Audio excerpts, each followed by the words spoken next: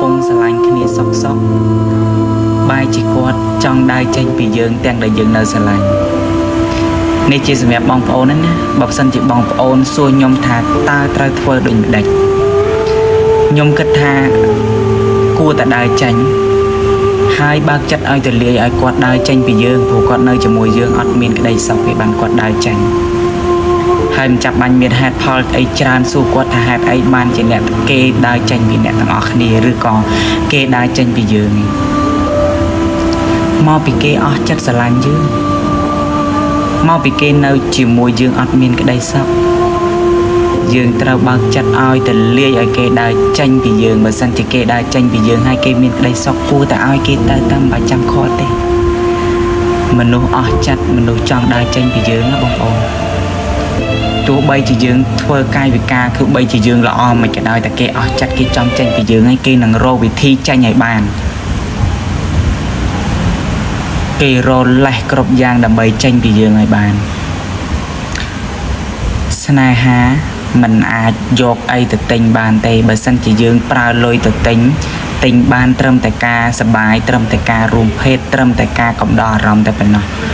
ប៉ុន្តែស្នេហាពិតគឺมันអាចយកអ្វីទៅទិញបាននេះបងប្អូនចូលគឺចិត្តនឹងចិត្តតើតែយើងចិត្តដូចគ្នាស្រឡាញ់គ្នាទៅវិញទៅមកទើបនៅជាមួយគ្នាបានបើសិនជាគេអស់ចិត្តហើយយើងមិនគួរខាត់គេយើងគួរតែបើកចិត្តឲ្យទៅលាយឲ្យគាត់ទៅរកអ្នកថ្មីដែលគាត់គិតថាល្អជាងយើងមានក្តីសុខពេលនៅជាមួយអ្នកថ្មីគួរតែបើកចិត្តឲ្យគាត់ទៅចាំបើចាំខាត់គាត់ទេទោះបីជាយើងខាត់ក៏ខាត់អត់បានដែរ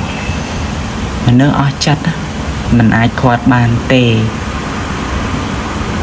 ខាត់អត់បានទេណា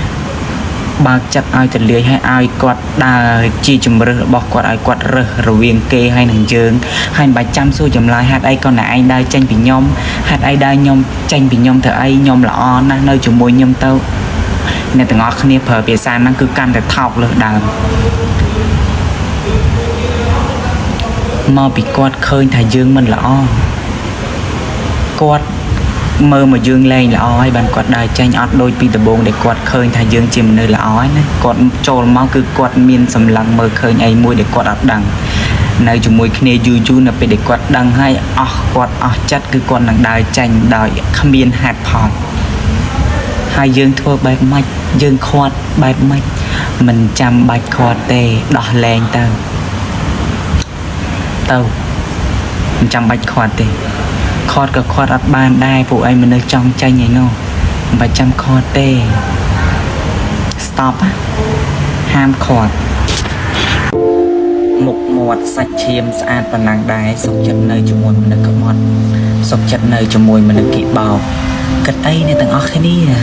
ចង់ចប់អ្នកទាំងអស់គ្នានៅតែជាសម្រាមនៅតែជាមនុស្សកំដរគេតែដែរទេកុំខំប្រឹងពេកល្មមដើរចេញទៅកំនៅតស៊ូជាមួយមនុស្សក្បត់មនុស្សមិនស្មោះត្រង់អ្នកទាំងអស់គ្នាកាលណាដែលនៅយូរកាន់តែយូរទៅជាមនុស្សដែលអត់តម្លៃលើពីហ្នឹងទៅទៀតគេទុកចោលគេអត់ទុកអ្នកទាំងអស់គ្នាជាមនុស្សសំខាន់ទេអ្នកទាំងអស់គ្នាគ្រាន់តែជាមនុស្សដែលកំដរពេលអបសុខគេតែប៉ុណ្ណោះបើសិនជាអ្នកទាំងអស់គ្នាដឹងថាខ្លួនឯងអត់តម្លៃខ្លួនឯងមិនមានតម្លៃនៅក្នុងកែវភ្នែកគេហើយមិនគួរនៅបន្តទេ